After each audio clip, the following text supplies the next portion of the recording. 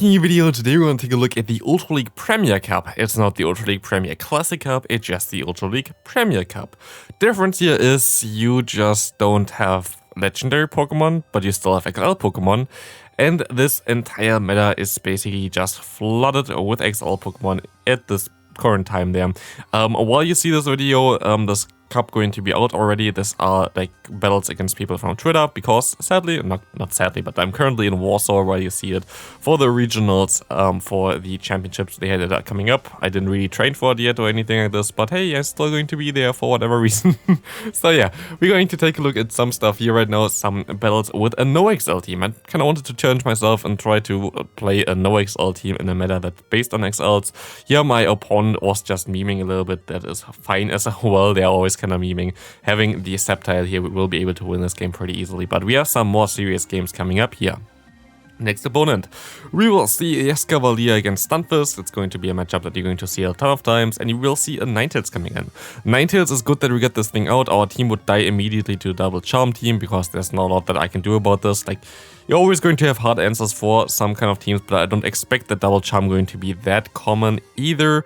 But we will be able to shield up this weather ball here. We just don't really want to get into a range where they can farm us down, as we will be able to get to another drill run here, and we will be able to get to the next one as well. I'm still going to shield this move up here for whatever reason. I actually don't know, but I will be able to go ahead and now knock them out. Means we're going to have no answer anymore, at least for the Dragonite so far. Dragonite has of course now access to superpower, which makes this all a little bit more better and easier. We see a Trevenant coming in here, which is nice as well, so we're going to have access to Awkward Tail against the maybe incoming Stunfisk. Otherwise, we can go for one Crunch, and Crunch will crunch down this spooky flower tree here, as we will be able to go ahead and now farm them all the way down. Go for one Awkward Tail if we would have got there, but my opponent throws right away. And as my opponent just threw right away, I think I'm going to also just hope that he throws right away when they get to the move, and I think they did. I will not knock them out with this move, but I will be able to CMP tie with them, which is the main thing I wanted to. This allows me now to go into my Dragonite. Dragonite will still get hit by one Rock Slide here, but one Rock Slide does not even come close to knock me out, as I will be able to now farm down whatever comes in. I actually can go for one Dragon Claw here and zero bubble it, or just hit some random bubbles, and we'll be able to still win this game here. Good game to my opponent. Next opponent, we will see... we have the same outfit, which is kind of nice.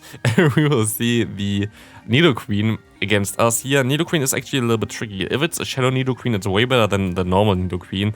You will be able to survive on Earth Power, but it's still going to hurt a lot, and they are now also going to be able to still survive on Drill Run. If they have the stab on their side, basically, that's just a little bit tricky, and they're going to go for the Poison Fang here, which is a little bit tricky. If they go and bait you on the first turn, you're still going to be able to outspeed them for the next move, which is fine, but you won't outspeed them for the one afterwards. Here they go for Earth Power. If they went for another Poison Fang there, you won't outspeed them for that one afterwards then. But I should have actually went here into my Dragonite, by the way. But what you can actually do still is you can just try to swap onto the Earth Power, which you know when they're going to hit it. Always basically 5 after they throw their next move. After they throw their Poison Fang, you will be able to just swap into one of your flying types, and you should be able to catch the Earth Power pretty easily. It's not really the biggest deal if they go for the bait there. There are more things that could be a little bit going worse for you. We will see the Umbreon here against us though, which is fine. Umbreon will be a Pokemon that we can now farm down, and we get a ton of energy, and whatever they want to come into, they want to go into a Tyranitar. That's actually pretty awful for our team, but it's still fine, because we're going to be able to get the shield here, knock them out with one more drill run, and win this final game there for them. Yeah, the Nidoqueen will not be able to do anything here anymore. They can maybe even go for one move, but it doesn't matter. We go for a zero drill run, and we will be able to win this game here, as we can go into the next one. Next opponent, we will see Shadow Executor, which is a funny one, and also a Sneasler, which is also a funny one. Sneasler in particular are going to be a very decent pick in this meta, I would say, but yeah, it's still a little bit of a squishier Pokemon. Still definitely something that you could run if you want to run something there. We will see the Aerial Ace coming through fine. We will be able to now No shield the next move. I thought they would go for the close combat, to be fair, because close combat does more damage than aerial ace to me, even though it's resisted. So that's why I shield the first one. I wouldn't have been able to survive 2 of those. And we will just barely get to the next move here against their Executor, which looks pretty fine. And you're going to see a real play by me here now. I'm going to shield up this move. This is going to be a Psychic, but a Shadow Executor hits hard like crazy. Doesn't matter if it's resisted or not. And we sadly see the combo coming in. Why sadly? Because they're going to outspeed me now. And maybe it would have been better for me if I still had my shield, but I actually don't think it would have been. Like this, I'm still going to be able to go for one charge move here. Going to get them low, I will be able to knock them out in time. And I'm actually thinking that one drill run is enough here. But because we're test battles anyway, we can just try to go for the next move. And this didn't turn out well. They're gonna go for the move, but it's still double resisted, which means we can still survive it. If we didn't shield the other move there, it would have been definitely way worse if we didn't shield the Psychic, but it is fine. We will be able to win this game here and go to the next one. Next opponent gives us some flowers here, gives us a pretty decent-ish lead, but also not something that I really like too much. I'm going to go for 7 moves and then swap out, and I think I didn't pay attention in this battle as well again. Oopsie. A lot of stuff to do right now. I have to pre-produce for all the days where I'm gone on vacation, basically, in Warsaw, trying to do the tournament. So we'll see here the 9 hits coming in. We play this pretty well, to be fair, as we can go ahead and go for one more Awkward Tail. And this Awkward Tail is going to do some nice damage here. Going to put them pretty low. We can go ahead and go for the drill run right away. Koro went for one more fast move, to be fair. This will not knock them out. Oh, that will knock them out. So never mind, it's okay. As we see the wheezing coming in. And yeah. The wheezing going to be a little bit of a problem here. Wheezing will be a problem here. The Galarian wheezing will be a problem here, as this thing has, of course, overheat. Overheat will be a little bit of a trickier one. We see this gravity coming in, and I thought this is a power punch. And I was wrong. And at this point of time, we are screwed. There's nothing we can do here anymore. There is literally nothing we can do here, as we will see the power punch coming through. But we're getting completely hardwalled here. I just thought it was a power punch. If I counted better before, I thought they were energy dry, to be fair. I thought I just caught the move and they were energy dry, but I guess they weren't. And at this point of time, there's not a lot that I can do here anymore, as I will be able to go for one superpower, but not really. And I will be able to go ahead and try to swap out into my SKF. Didn't work out, and yeah, this game is over. I'm not even going to throw my next charge move. There are shields. They still have a shield, so we're going to lose this match. Against this Pokemon in particular, you're not going to have a great time anyway. We see the next opponent. They always beat me, but let's see if we can beat them this time around. This time around, they at least don't know what we can run here, so let's see. We're going to have a pretty okayish lead again. As I said before, the normal Nidoqueen is actually not the best lead. As you can see here, we would be able to survive on Earth Power as well, but they are taking this move a little bit better than I take my move. And we see a Trevenant coming in. I think I made a mistake here. I should have went into my Dragonite. Like, this was not the smartest idea to go into my Gyarados. If you see an Trevenant coming in, go into your Dragonite instead. It's just the better matchup. You will not be able to, like, they cannot go for the Seed Bomb to knock you out or anything like this, which makes it so much better.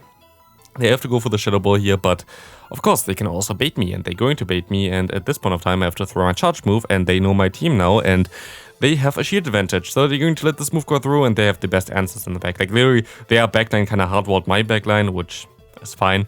But I also could have played it better, but just good games there. Very well played by the opponent. Perfectly executed, especially the lead matchup there, as they're going to be able to go for one Earth Power now, and this game is kind of over, as we have no chance here to go for one Superpower. Usually in Go Battle League, I would quit out of here, but here I just give my opponent, of course, the win, as they deserved it. Good game there. Very well played by the opponent. Next opponent, we will see the Nidoqueen lead. Again, very okayish for us, but thanks to the shadow bonus of them, we will be able to nearly knock them out at least with one drill run. I don't think it actually still knocks them out, but it would put them more into range where I can farm them down, so it's a little bit scarier for them. They're going to go ahead and go for the Earth Power. That's very nice for me. That's actually very nice, but they make a crazy good play here by going for the swap into Mandibuzz at a timing that doesn't make any sense at all. Like, literally doesn't make any sense at all for them to swap at this point, but I guess it helped them here because it was not before the opponent got to the Earth Power was still one away, and it was not when I got to my move. So it's clearly in between, which doesn't make sense because you saw it before, it just threw on the timing perfectly on the opponent. If I just did it again, it would have been in such a better spot here, but yeah, very well played by my opponent here, but it was a weird spot at least where they swapped in, to be fair, because like they didn't have the move yet either. So, very weird one. But we will see the Nidoqueen coming back in here. We can go into our Gyarados, which I didn't want to. I didn't want to do this. I misclicked here. I definitely didn't want to do this. And I was like, I don't know, I didn't really pay attention to be fair. But like, I didn't want to swap into this. At the end of the day, I think it was actually better for me that I did this here. But I didn't want to do it at that time. And we will see the opponent having now another Dark type in the back, of course, which is going to be the Umbreon. And yeah, what can you do here? Umbreon is still going to be able to pretty much dominate this matchup, even though if you shield advantage here. This is the thing about XL versus non-XL. There's no lot that you can, like, XL is going to be always in some advantage because they just can have better stats products. It's just using a better Pokemon usually. So trying to win with no XL teams against something like this, which is just super bulky, is kind of difficult. My opponent got the lag there. If they didn't lag out there, I would have been able to win this game. I would have been lost this game, of course, and they would have been able to win this game like this. I will be able to win this game, but yeah, of course, it was only because of the lag. But it kind of showed I had a pretty decent matchup against my opponent. My opponent made a great call there by catching randomly on that move there.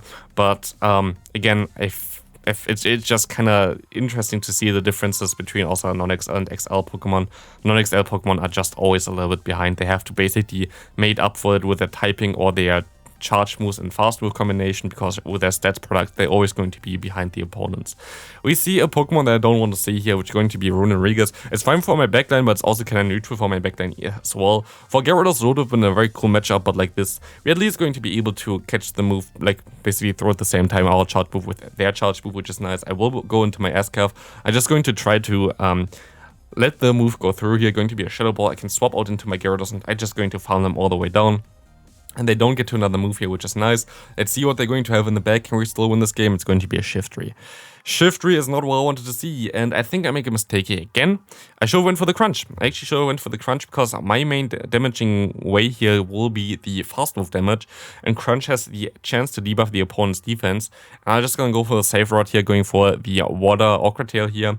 But this will not allow me to do anything against them, really. I kind of have to keep my Gyarados alive here. I have to go for one more Awkward Tail, and this will now allow me to swap out. They swapped out at the same time as they expected it, and I will be able to go for one Drill Run here, which sadly just barely doesn't pick up the KO on the Talonflame. I can farm them down, but my opponent will get to a move with like a few HP left. Very well played there against the Shiftry. I didn't really have anything anymore at the back there with the Gyarados. So this is going to be it for the video. Thanks for watching. I hope you have a great rest of your day, and see you next time. Bye.